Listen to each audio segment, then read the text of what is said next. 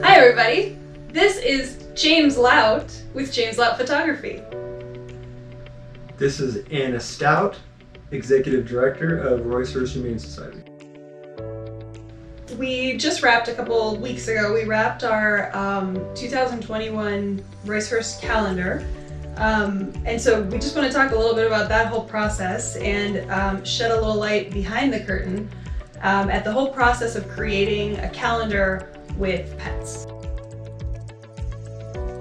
One of the things that I remember when you first reached out to me, so I got a call from you about 5 years ago, right after I started working at Roice-Hurst. So during our first phone conversation, when you reached out and said that you wanted to take pictures of our shelter pets, I remember thinking, you said something about, I want to take dramatic portraits of shelter pets, and I remember thinking, does this guy want to do a boudoir shoot with pets? What is this?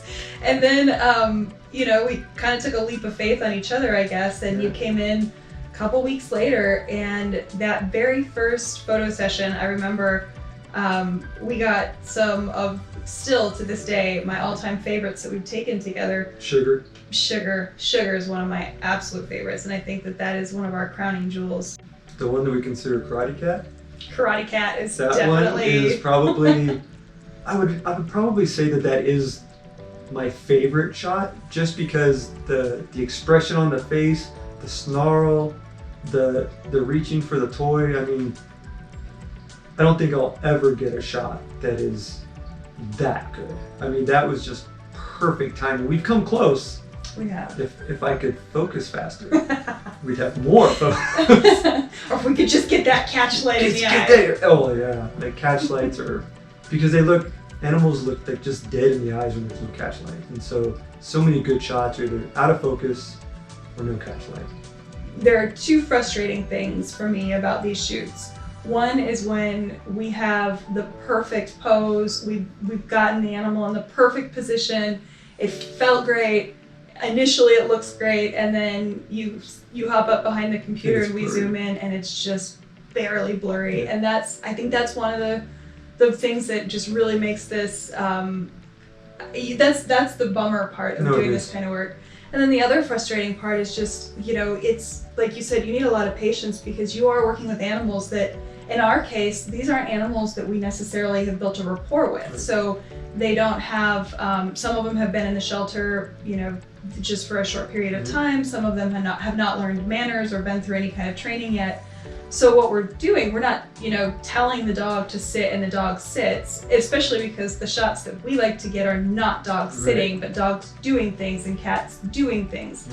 So sometimes it can be really, you know, emotionally or mentally taxing to just have the patience with the animal and to continue to look at, you know, if I want a pose to be a certain way, how do I shape that animal's behavior and keep myself out of the picture to do that? So how do I, and we want the animal, most of the time we want them looking at the camera. So how do we get the animal just in position with either luring them with treats or by petting them and then quickly removing a hand? You know, how do you get that animal to do exactly what you need without being able to give those verbal commands that you would give to a person? And when you're shooting a person, you can take a picture and say, you know what, tilt your left just a little bit. Yeah. Here, kitty. So that'd be great, but then everybody would be a pet photographer. That's right. You know? So the patience of trying to coordinate all of that, to shape the animal's behavior, to, you know, get their body in the right position, to keep them under the light. And that's easier said than done when you have a really rambunctious animal or an animal that's really treat driven or toy driven and you're using that treat or the toy as the motivator. I'm pretty sure I got punched in the face at least 5 or 6 times by animals just really trying to get the tail. You've been whipped so many times. I've been whipped in the face a lot of the time. I get all the loves. Like, you do. As soon as I get down, animals just come over and they lick me, they lick my camera. But with you, because you're the one on the ground with them playing, spinning around, and I don't know how many times the tail is smacked you in the face. I get smacked, I get punched with their little paws, I get knocked over when they're the big rambunctious dogs. Right. But yeah, it's definitely a contact sport, pet photography. And you have to love animals and know that that's going to happen, or you'd be frustrated. Yeah. You know, if you sat down on the ground and maybe the person that's helping isn't a huge animal lover, the first time they get scratched or the tail hits them, they're not gonna like that. And the pet's gonna sense it too, because one of the things that we do is, even when, you know, sometimes a shoot takes all day long, but that doesn't mean we're shooting the whole time, because some of the time we're actually just sitting there, you're popping the lights, and I'm just trying to calm the animal and just really get them comfortable where they're at. One of my favorite moments of this shoot that we did, which took place over almost 3 days of shooting, one of my favorite moments was when we had Snap, the one-eyed cat.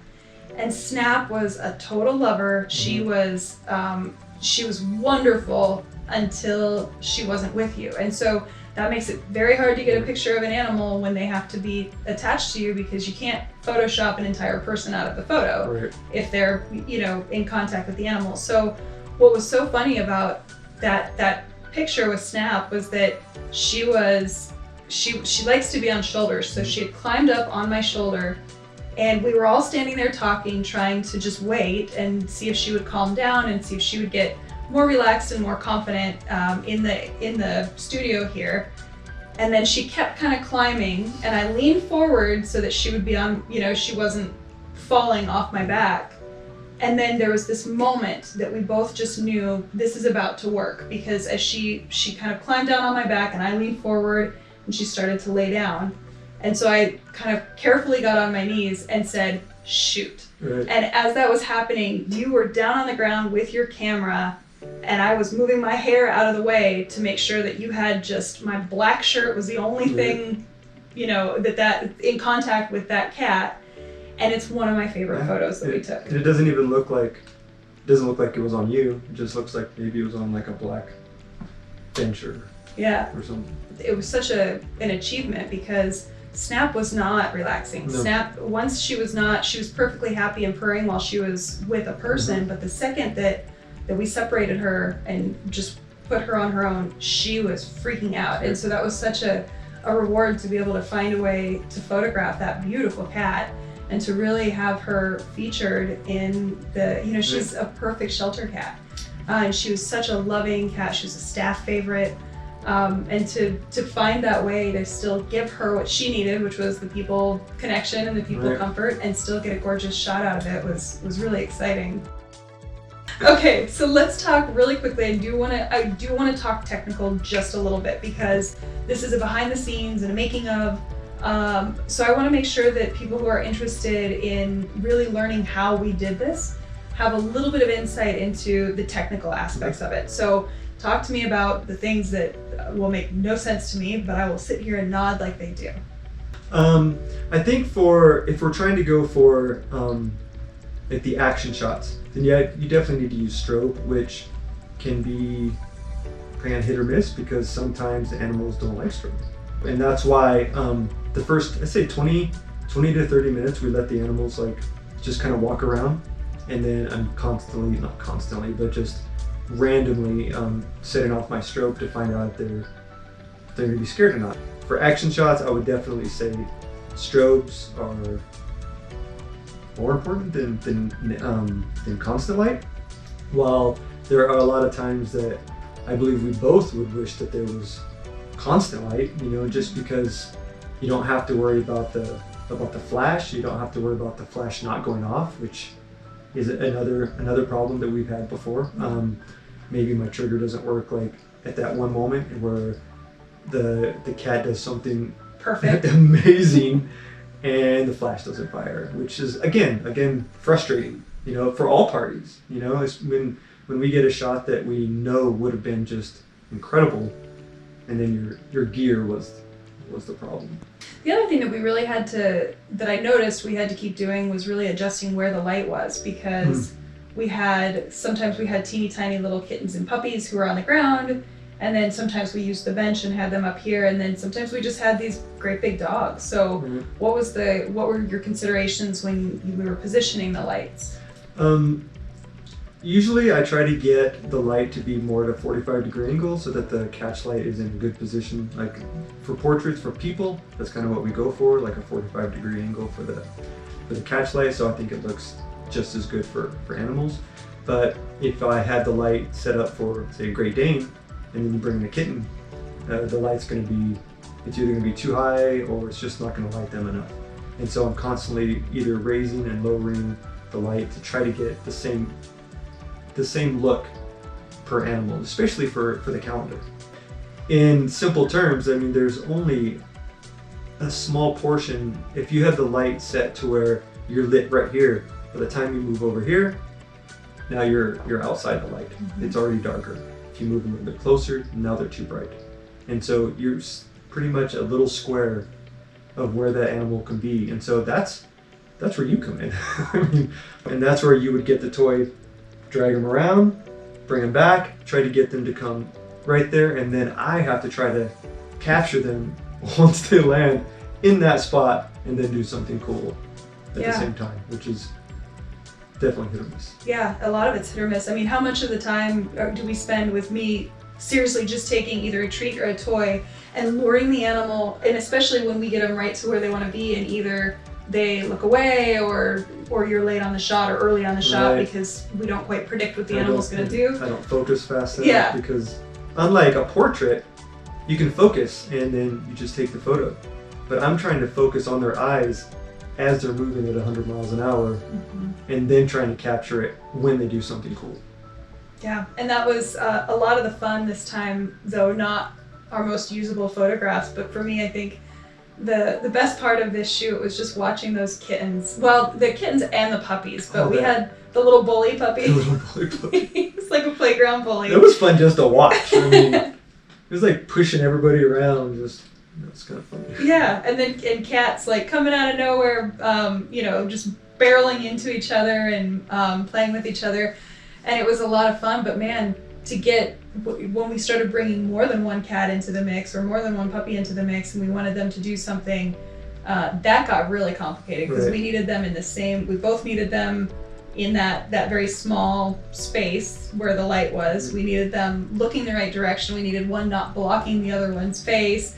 I mean, it was just trying to really to orchestrate that and to try to find some kind of order in that chaos. And the chaos is ultimately what we're trying to photograph, but we have to put some order to the chaos, otherwise we're not going to get something in focus with the catch light of both eyes and the right angle.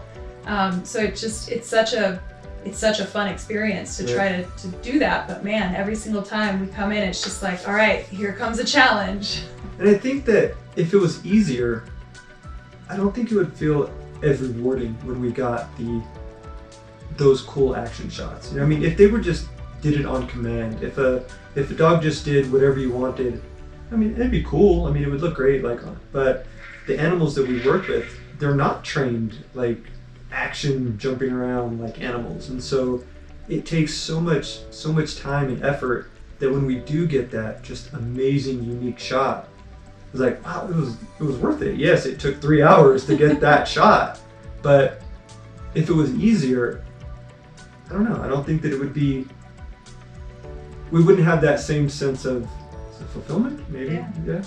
One of the cats I absolutely loved photographing this time was that really athletic cat, and we ended up choosing the photo of her where she's on this bench here because there was just such a poignant pose that she was in. But that cat was so athletic, and we were using all the different cat toys that we had, and she was jumping feet in the air. Yeah, and she was so much fun to photograph, and those are the kind that I think are, for me, the ones that are really rewarding, is when you get these really athletic animals showing how athletic they are. And then the other one that was fun that I really like is the one of the sort of beagle corgi.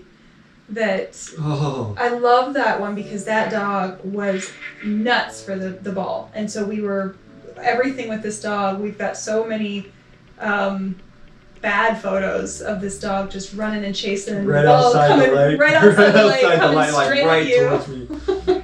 And that one was a lot of fun, but the one we ended up getting shows so much like sprite and livelihood in this dog, and he's just up off the ground and you can see the shadow of his paws just above the ground, and it just captured this like exuberance that dog had while we were photographing him. And that one was a lot of fun. And then, you know, there were just a couple other ones that I just thought were so much fun, and some of them all we could get was just derpy dogs. Derpy dogs with the dog with that 15-foot tongue or whatever, that always out. Just, I mean, that tongue had to be like that long. Yeah. And normally that's not what we go for, but for that dog, that looked amazing. I mean, it showed, well, if you were to rescue that dog, that's what you're gonna get. That's what you're gonna get. This is the embodiment of that dog's personality. That tongue is gonna be dragging the floor probably half the time. One of the animals that I'm thinking through the calendar right now, and one of the images that I really love is Mama Dog. Oh yeah. And what I love about that photo is that it was the only, that was the one, that was the photo. And one of the struggles we had with her was that we had just gotten her. She came in off a reservation with puppies. She had 9 puppies with her, so she was worn out, and she had never walked on a leash before, to our knowledge. She wasn't, you know, she was a reservation dog. She wasn't a pet dog. So, but she was so loving, and so we had such a hard time getting pictures of her because she just wanted to be with you. Right. And all of this was new to her. I mean, being here was new to her. She was, you know, brought in here as in Grand Junction because she was brought in from out of town, and so it was just to get her. She's such a beautiful dog, and you can see the effects of you know, what happens when a dog is not spayed and is constantly having litters of puppies, and to see her in the way that she just looks so noble and so beautiful and so loving in that photo. It just that's one of my favorites because she was really difficult to photograph, and not because she wasn't hyper. She wasn't you know, she wasn't uncooperative. Just loving, I won't say over loving, but that she wanted to give you kisses like all the time, and the photo that's on the back of the calendar shows that. I mean, she's just like with your hand, like right here, and that's what she wanted to do, like the whole time. If you moved, she moved. Yep. Half of the pictures we have of her tongue is out. Right. Because we just couldn't get her. She was really difficult to photograph, but it was so worth it for that shot that we got. I felt like it was such a way to honor the life that she's had, and, you know, the fact that this was right before she went off to her new life in a home for the rest of her life, and it was just such a beautiful shot to capture. So regal. Just, she looks so confident in that photo. Yeah. It's really cool. I think I just want to end by saying sincerely, thank you so much, James, for donating your time to do this. I know this is a labor of love. And I know that you put hours and hours and hours into the making of this calendar, and on behalf of the pets at Roice-Hurst, and on behalf of the staff, the volunteers, board of directors, and all of the people whose lives are better because they get to adopt pets, thank you. Well, thank you for what you do, because if it wasn't for what you did, I wouldn't be able to do this either.